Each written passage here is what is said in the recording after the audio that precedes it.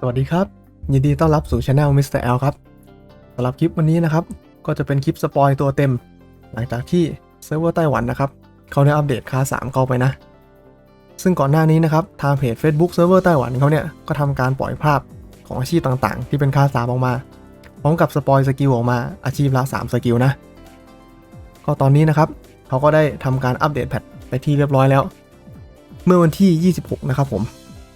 พอดีผมมีตัวละครที่เซิร์ฟเวอร์ไต้หวันอยู่เป็นหลอดไนท์นะครับถ้าเกิดว่าใครมีอาชีพไฮคลาสอยู่เนี่ยก็สามารถล็อกอินเข้ามาเพื่อที่จะดูสกิลในส่วนของอาชีพคลาส3ได้เลยนะโดยที่สกิลของคลาส3นะครับอาชีพรูนไนท์เนี่ยมันจะมีอยู่ทั้งหมด13สกิลด้วยกันครับแล้วก็แน่นอนว่าทั้งหมดเป็นภาษาจีนนะและด้วยความที่ผมครับตอนนี้ยังไม่ได้เปลี่ยนเป็นรูนไนท์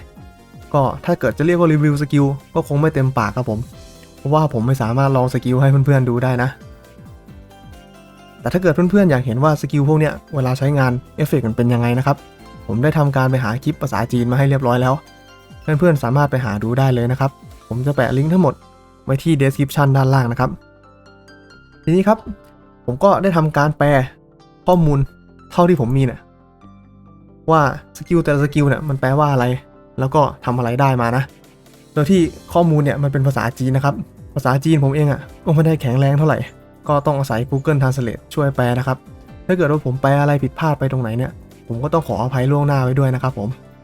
ทีนี้เพื่อไม่เป็นการเสียเวลาเราจะมาเริ่มกันเลยครับโดยที่สกิลที่ผมจะพูดถึงเนี่ยจะเป็นสกิลสายกลางๆก่อนที่รูนไนท์ทุกสายเนี่ยใช้เหมือนกันได้หมดนะสกิลอันแรกครับคือสกิล Enchant Blade ครับผมคือสกิลนี้นะสกิล Enchant Blade เวอร์ชันนี้ครับมันจะทำการเพิ่มดาเมจธาตุให้กับอาวุธเราเมื่อเราทำการเปลี่ยนธาตุของอาวุธเราเป็นธาตุอื่นที่ไม่ใช่ธาตุไร้ธาตุนะครับโดยที่เลเวล10ครับผมมันจะเพิ่มดาเมจธาตุเข้ามา 20% สมมุติว่าเราเคลือบไฟเข้าไปครับอาวุธเราก็จะได้ดาเมจธาตุไฟอีก 20% เราเคลือบธาตุศักดิ์สิทธิ์ไปเราก็จะได้อีก 20% เป็นธาตุศักดิ์สิทธิ์นะถือว่าตรงเนี้ยมันเป็นอะไรที่ดีมากๆเลยนะครับเพราะว่าดาเมจธาตุเนี่ยมันหาได้ค่อนข้างยากแถมสกิลนี้เนี่ยมันบวกให้กับทุกธาตุเลยนะอันนี้เป็นอะไรที่ทำให้ดาเมจเราเนี่ยเพิ่มขึ้นได้เยอะมากๆนะครับต่อมาครับจะเป็นสกิลนี้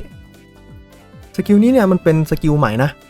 เพราะว่าเท่าที่ผมแปลมานะครับแล้วก็เอาไปเทียบกับเวอร์ชัน PC เนี่ยคือผมไม่เห็นสกิลนี้เลยนะครับ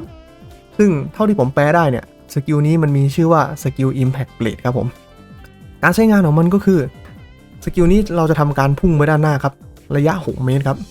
จากนั้นเนี่ยเราจะกวาดอาวุธโจมตีศัตรูรอบๆเป็นสกิลที่โจมตีกลุ่มนะครับรัศมี4เมตรครับผมโดยที่ดาเมจที่ทำเนี่ยที่เลเวล10นะมันจะทำดาเมจอยู่ที่ 300% บวกกับอีก 3% ของแม็ก HP แล้วครับสกิลนี้เนี่ยมีคูลดาวน์คงที่อยู่ที่12วินาทีครับแล้วก็ตัวดาเมจของมันเองเนี่ยก็ถือว่าค่อนข้างเบานะผมดูแล้วนะครับสกิลเนี่ยหลักๆเหมือนจะเอามีไว้ใช้เคลื่อนที่มากกว่าอัพแค่เลเวล1ตอนที่พอยต์เหลือแล้วครับต่อมาครับคือสกิล Death Bow อันนี้เนี่ยคือเขาทำการสปอยล์มาเรียบร้อยแล้วนะซึ่งการใช้งานจริงๆของมันครับคุณสมบัติของมันก็คือมันจะทำการเอาดาเมจของเราที่โดนทั้งหมดณเวลานั้นครับ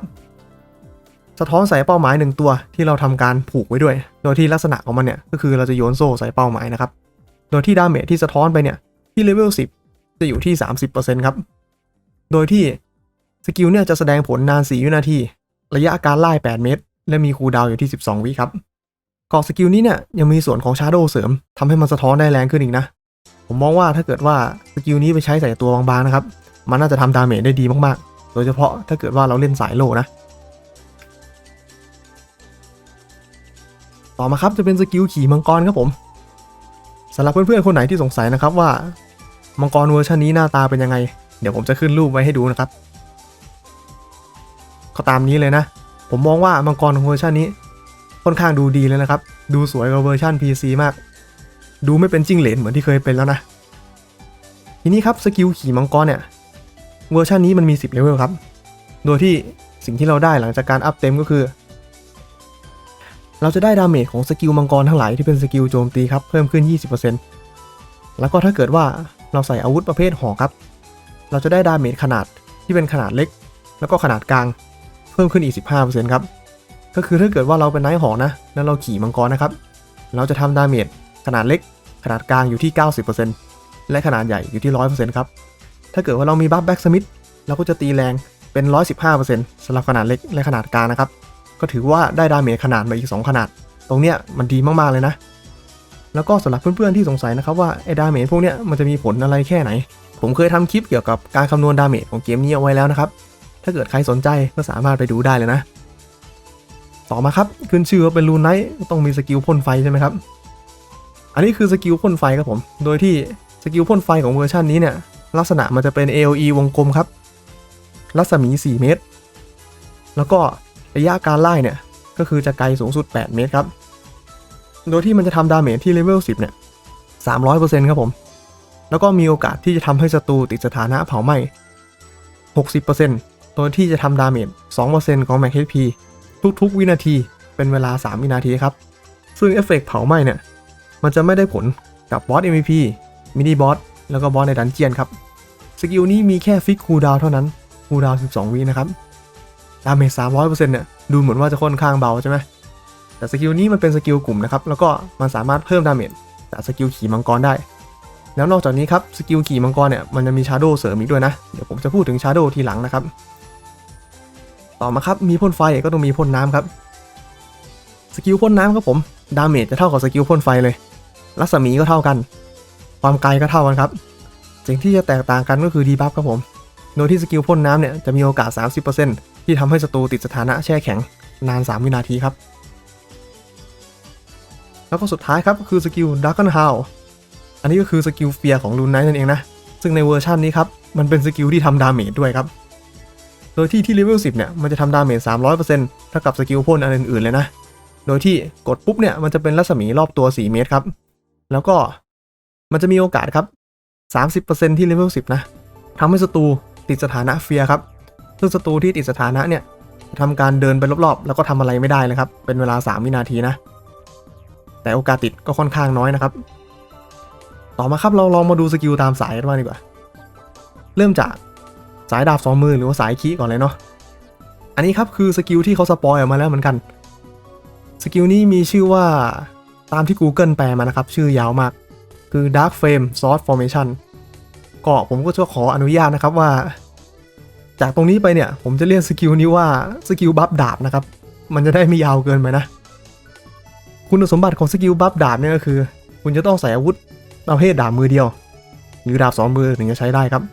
หมายความว่าไนโลใช้สกิลนี้ได้นะโดยที่สกิลนี้นะครับ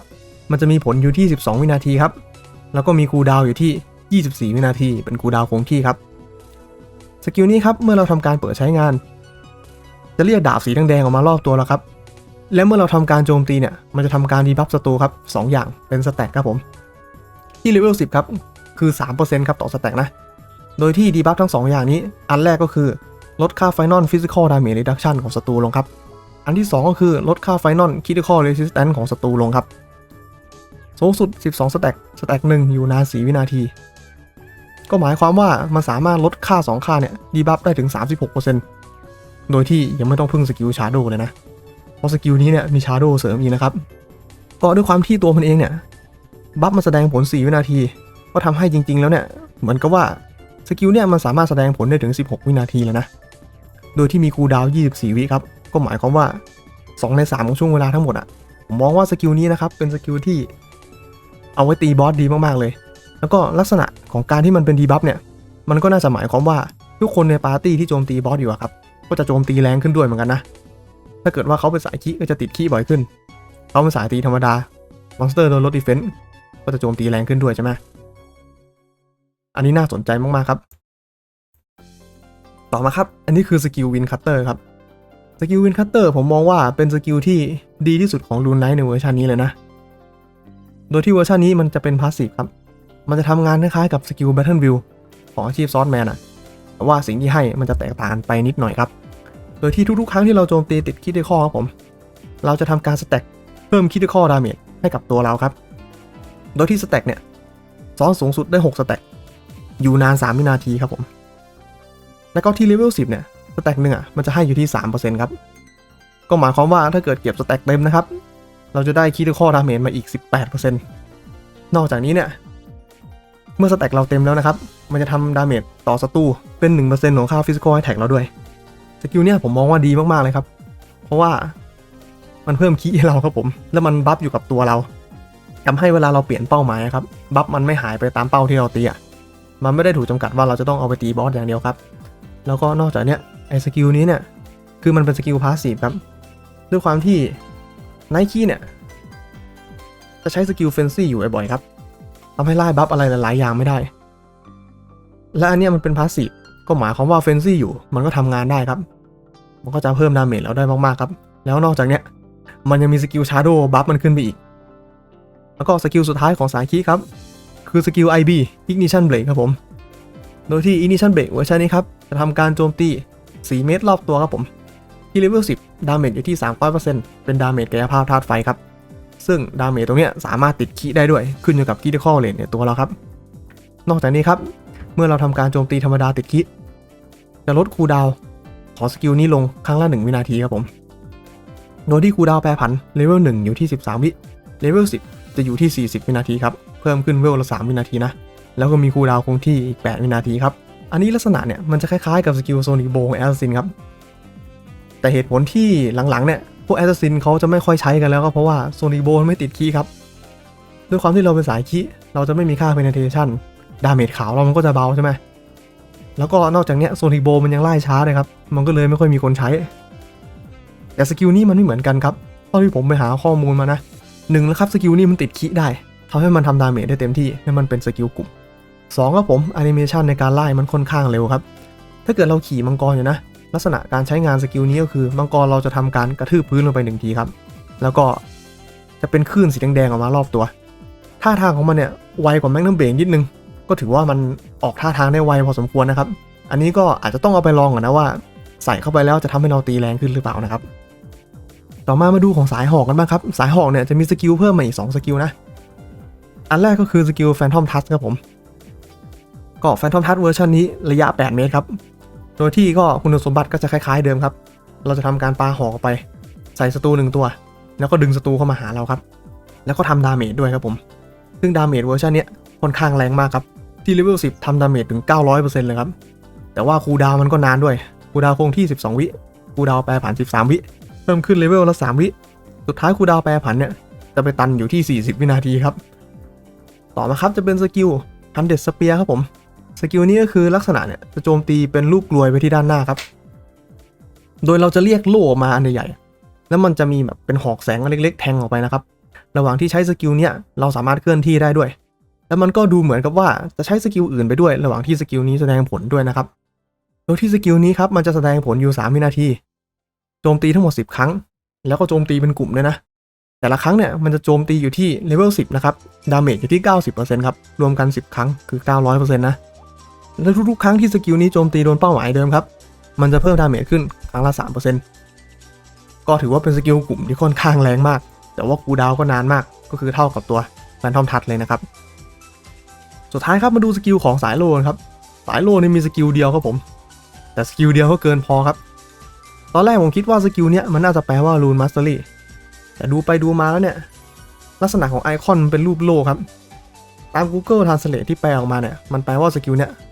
มีชื่อว่าสกิลรูนเอจิสนะครับซึ่งลักษณะของมันคือมันเป็นสกิลพาสซีฟครับมันจะทำงานได้เมื่อเราถือโล่อยู่เท่านั้นโดยที่เมื่อเราโดนโจมตีครับมันจะทำการสแต็กครับผมค่าไฟนอลฟิสิคอลแล้วก็เมจิกดีเฟนส์ขึ้นสแต็กละ 2.2% โดยที่เลเวล10เนี่ยตรงเนี้ยจะเป็น 4% ครับสูงสุด5สแต็กนึงอ่ะอยู่6 วินาทีครับผมก็หมายความว่ายืนพื้นแล้วเนี่ยคือคุณได้ค่า reduction ของเวทแล้วก็กายภาพเนี่ยอยู่ที่ 20% เลยครับแล้วก็นอกจากนี้ครับเวลาที่สแต็กเราเต็มแล้วเรายังถูกโจมตีอีกมันจะทำการเสกโล่ขึ้นมาครับที่เลเวล10ก็คือเป็น 20% ของแมกเ p เราโล่นี้จะแสดงผลนาน6 วินาทีแล้วก็มีคูลดาวน์ของมันอยู่ที่24 วินาทีครับอันนี้ก็คือแค่ถือโล่ก็ได้ความอึดมาฟรีๆและมันเป็นสกิลพาสซีฟด้วยนะครับนอกจากตรงนี้นะครับมันยังมีส่วนของชาร์โดที่คอยเสริมสกิลนี้ขึ้นไปอีกซึ่งผมมองว่าแค่นี้มันก็ดีมากแล้วนะครับเพราะว่าถ้าเกิดว่าคุณเล่นเป็นไนโล่แล้วคุณกดเฟนซี่อะดีเฟนส์คุณจะหายไปใช่ไหมครับแต่สกิลนี้มันเป็นพาสซีฟครับมันทำงานได้แม้กระทั่งตอนที่เราโดนใบ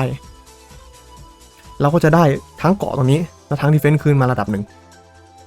ทีนี้เรามาดูที่ชาร์โดกันดีกว่าครับในส่วนของอาวุธเงาเนี่ยที่เซิร์ฟเวอร์ SEA ครับตอนนี้คือมันจะมีช่องพันธสัญญา ที่ยังโดนล็อกไว้อยู่ตรงนั้นครับจะเป็นช่องของสกิลรูนไนท์ครับโดยที่มันจะมีอยู่4อันให้เลือกอันที่1กับอันที่3เนี่ยคือจะเหมือนกันทุกสายครับอันที่2อันที่4เนี่ยคือเป็นสกิลเฉพาะสายครับผมก็จะเริ่มจากสายขี้ก่อนแล้วกันนะเพราะผมกดเข้ามาแล้วนะครับเริ่มจากสกิลบัฟดาบเลยแล้วกันชาร์โดของบัฟดาบครับมันจะทำการเสริมในส่วนของตัว Final Free Final Criticism แล้วก็ทำให้สแต็กอยู่นานขึ้นแล้วก็เป็น PVP Final Damage Reduction เป็น Physical อย่างเดียวนะครับส่วนตัวของผมเนี่ยผมมองว่าค่าตัวนี้มันน้อยไปหน่อยถึงแม้สกิลเนี่ยมันจะมีถึง12สแต็กแต่สกิลเนี่ยมันไม่ได้ใช้งานได้ตลอดเวลาครับตรงนี้ก็เลยดูไม่ค่อยน่าสนใจเท่าไหร่ครับจริงๆมันอาจจะดูดีอยู่นะแต่ว่าด้วยความที่อีกสกิลนึงครับมันดีกว่ามากๆเดี๋ยวเราไปดูกันเลยครับอันนี้ก็คือสกิลวินคัตเตอร์ครับผมชาร์โดของสกิลวินคัตเตอร์เนี่ยจะทำการเสริมในส่วนของตัวคิดคอนดาเมจโบนัสเข้าไปครับจากเดิมที่มันมีอยู่ 3% เนี่ยตรงนี้ก็คือเพิ่มเข้าไปอีกนะครับผมสมมุติว่าเป็นเลเวล2แล้วกันนะเพราะว่าเลขมันลงตัวดีนะครับสมมุติว่าคุณมีสกิลนี้เลเวล2อ่ะก็คือได้อีกสแต็กละ 1% นะครับจากเดิมที่มีอยู่ 18% อ่ะก็จะกลายเป็น 24% เลยนะครับถือว่าเพิ่มขึ้นเยอะมากนะนอกจากนี้ครับไอ้ดาเมจ 1% ที่มันจะทำเวลาสแต็กเราเต็มอ่ะที่เป็น 1% ของฟิสิคอลดาเมจแล้วครับมันก็จะถูกเพิ่มเข้าไปอีก 3.6 กลายเป็น 4.6% ครับคือแรงขึ้นหลายเท่ามากแล้วด้วยความที่สกิลนี้ครับมันเป็นสกิลพาสซีฟแหละอาจจะสกิลนี้ที่ต้องกดใช้ทำให้มันสามารถใช้เวลาเรากดเฟนซี่ได้ผมเลยมองว่าอันเนี้ยมันดีกว่านะครับแล้วก็อันเนี้ยน่าจะเป็นสกิลที่ดีที่สุดของไนคินะครับต่อมาเรามาดูในส่วนของไนท์หอกครับส่วนของไนท์หอกเนี่ยคือเป็นสกิลเสริมดาเมจล้วนๆเลยโดยที่อันแรกนะครับจะเป็นสกิลแฟนทอมทัชครับเพิ่มดาเมจเข้าไปอีก 252% จากเดิมที่มีอยู่900ก็คือทะลุพันไปเลยนะเน้นเอาแรงอย่างเดียวนะครับอันเดอร์สเปียร์ก็เหมือนกันครับ 25.2% สกิลนี้โจมตี10ครั้งก็เป็น252เหมือนกันแล้วก็มันจะเสริมในส่วนของการโจมตีเป็นแม็ก HP มาด้วยครับ 0.6 10 ครั้งก็ 6% เนาะแต่ว่าไม่มีผลกับ MVP มินิบอสหรือว่าบอสในดันเจียนครับผมมองว่า2อันนี้มันเฉยๆนะไม่ใช่อย่างอื่นดีกว่านะครับแต่เดี๋ยวไอ้สกิลที่ทุกสายมีเหมือนกันหมดก็ให้พูดถึงทีหลังเนาะเรามาดูของสายโลกันก่อนครับอันแรกครับคือ Impact Blade ครับผมสกิลเนี่ยจริงๆมันค่อนข้างเบานะแล้วก็มีสกิลมาเสริมดาเมจมันขึ้นไปนิดหน่อยมันก็ยังไม่แรงอยู่ดีครับผมมองว่ามันค่อนข้างไร้สาระนะอันนี้ข้ามไม่ได้เลยครับทีเด็ดของสายโลมันคืออันนี้ครับผมสกิลรูเนจิตในส่วนของชาร์โดครับคือสกิลเนี่ยมันมีอยู่5สแต็กใช่ไหมครับสิ่งแรกที่มันจะให้เลยก็คือไอ้สแต็กดาเมจที่เราได้รีดักชันตอนแรก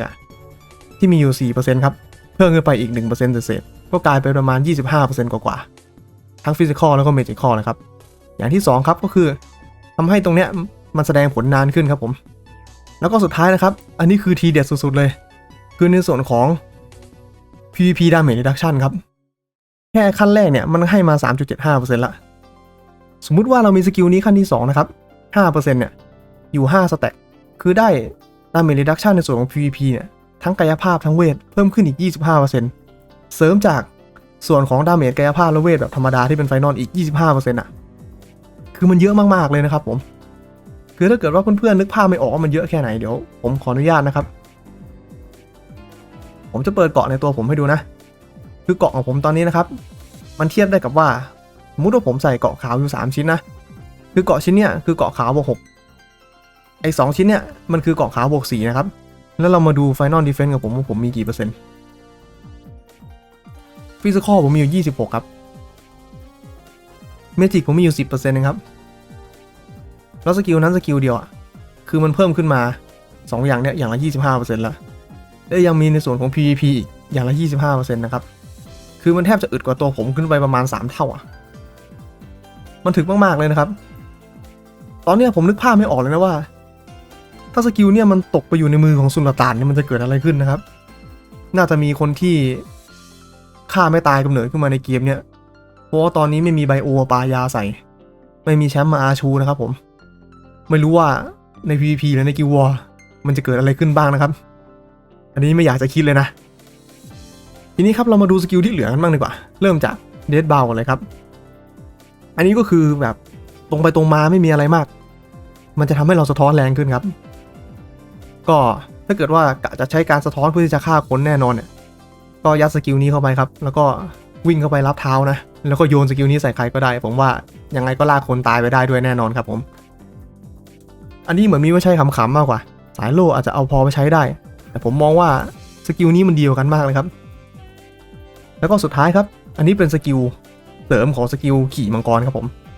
มันจะทำการเพิ่มสัมประสิทธิ์ดาเมจที่มันมีโบนัสอยู่ในตัวมันเองอยู่แล้ว 20% อ่ะขึ้นไปอีกแล้วแต่เลเวลสกิลครับขั้นแรกก็คือ 75% ครับผมก็หมายความว่า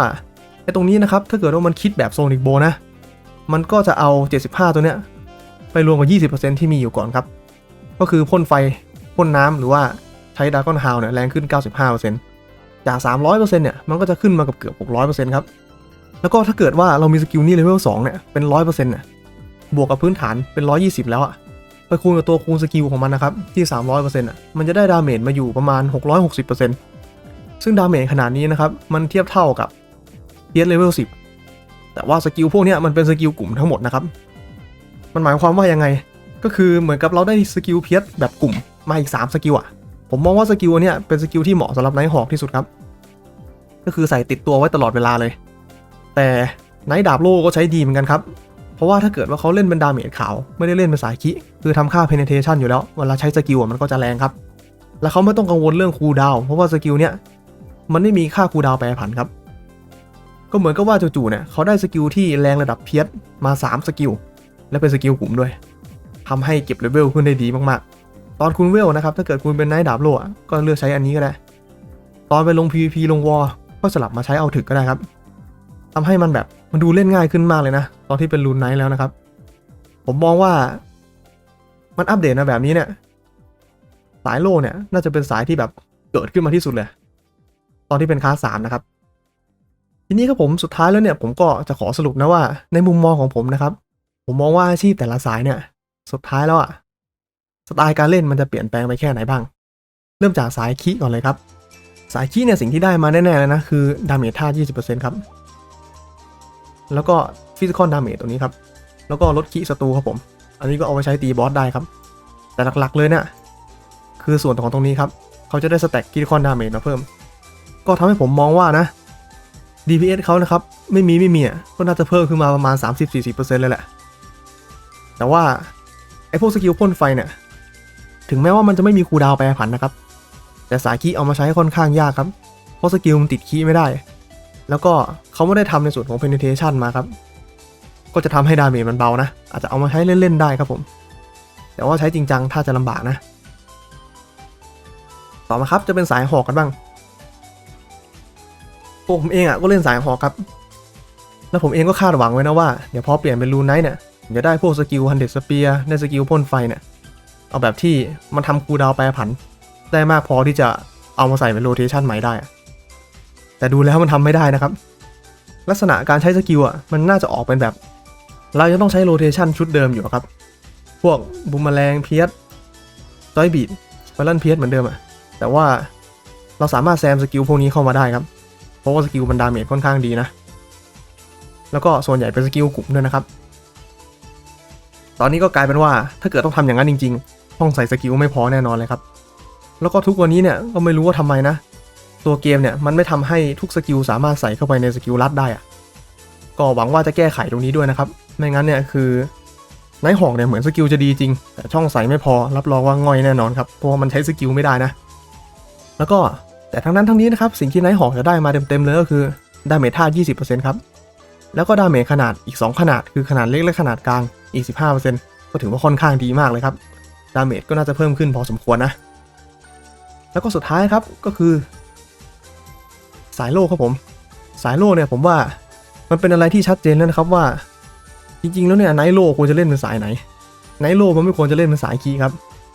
แต่มันควรจะเล่นเป็นสายดาเมจขาวมากกว่าจะเล่นสายสกิลก็ได้หรือว่าจะเล่นสายตีธรรมดาก็ได้ซึ่งในมุมมองของผมเองอะสกิลของมันเองนะครับเอื้อให้เล่นสายตีธรรมดามากกว่าเพราะว่ามันสามารถใช้เฟนซี่ได้แล้วก็สกิลเสริมถึกของมันอันเนี้ยแค่อันเดียวเนี่ย